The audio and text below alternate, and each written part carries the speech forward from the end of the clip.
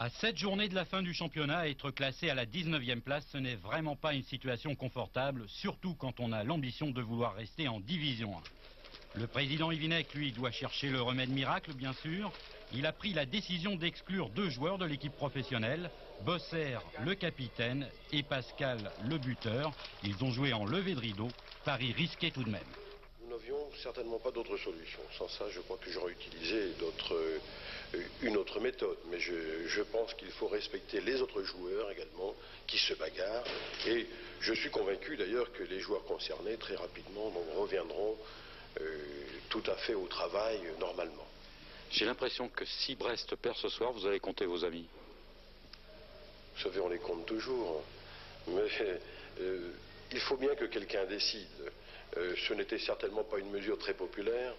Et dans les cas de la sorte, il vaut autant que ce soit le président qui a eu le charbon. Le président breton ne fait pas toujours dans la dentelle. Cette semaine, il a pris une autre décision importante. Il a fait appel de la décision qui empêche Cabanas de jouer à Brest. C'est vrai que dans la situation des Brestois, c'est dur de voir un joueur de son talent ne pouvoir faire que joujou avec les gamins de sa rue. En plus, Cabanas coûte cher et il ne rapporte pas vraiment gros.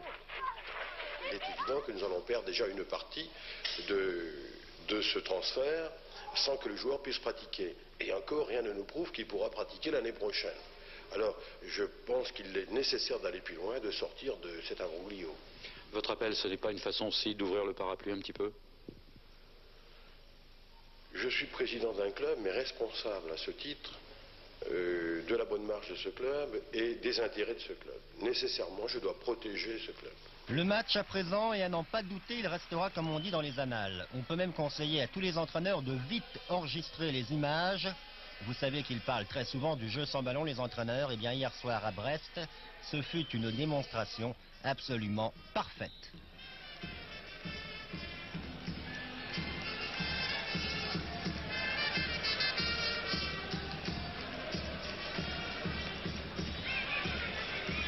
Vous l'avez compris, il y avait évidemment du brouillard, beaucoup de brouillard. Toute la deuxième période s'est déroulée dans ces conditions. Et après le jeu sans ballon, encore plus fort, le jeu sans joueurs, carrément. Des joueurs, on peut vous l'assurer, il y en avait pourtant sur le terrain, mais il est impossible de faire un résumé de cette deuxième période. Là, par exemple, il semble bien qu'il y ait une occasion pour Brest. Pauvres spectateurs, dès que l'action s'éloignait, ils n'y voyaient absolument rien. Les joueurs, en revanche, ne se sont pas plaints. Voici la même action que celle que vous venez de voir, mais avec une caméra placée juste derrière les buts. Effectivement, pour les joueurs, il y a une certaine visibilité, ce qui explique sans doute que la partie n'ait pas été arrêtée par M. Bourgeois. C'était jouable ce soir? Oui, c'était jouable. Bon, les nouvelles consignes qu'il y a maintenant au sujet du brouillard, les juges de touche doivent se voir quand ils se trouvent chacun au piquet de coin. Ils se voyaient, donc il n'y avait pas de problème, les joueurs n'ont pas eu de problème non plus? Pas du tout. À aucun moment, les joueurs brestois et canois m'ont réclamé d'arrêter le match. Donc pour vous, il n'y a pas eu d'hésitation? Aucune. Mais revenons au ballon, la partie n'a donc pas été arrêtée et Brest, en blanc, a battu Cannes 1-0. Le but a été marqué après 35 minutes de jeu en première mi-temps. Là, on y voyait encore quelque chose. Il s'agit d'un but étrange à l'image du match. Le voici, un premier ballon en cloche. Puis un deuxième, et là, une énorme mésentente entre Morisseau et Polagnoc. Goudet traînait dans le coin, Cannes est mené 1-0.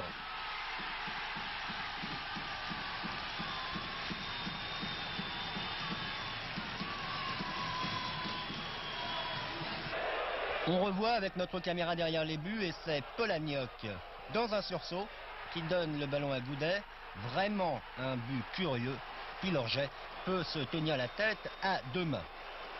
Et d'autant plus de regret pour les Canois qu'ils s'étaient procuré, comme ici, après 20 minutes de jeu, les meilleures occasions.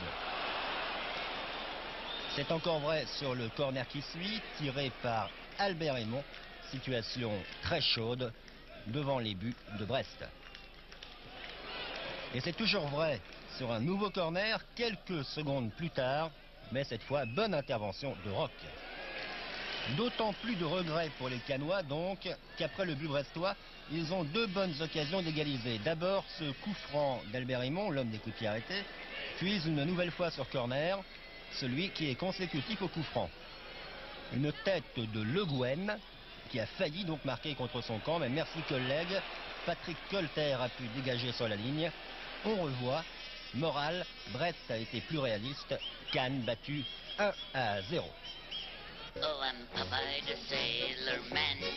L'homme du match a finalement été Monsieur Bourgeois, mais je crois qu'il a dû demander à la commission des arbitres de ne plus venir à Brest. Le dernier match arrêté à cause du brouillard, c'était déjà à Brest et avec lui. Enfin, Brest a fait la bonne opération, même si les Bretons restent relégables. C'est vrai que c'est un peu frustrant, on a pris la bonne habitude de gagner à la maison, mais quand on s'aperçoit que les résultats ne sont pas favorables, on a une joie gâchée finalement. Alors ça va être suffisant quand même pour se sortir de la deuxième division? Je ne sais pas si ce sera suffisant, en tout cas on va faire le maximum durant les 6 derniers matchs qui restent pour se maintenir ou tout au moins accrocher les barrages.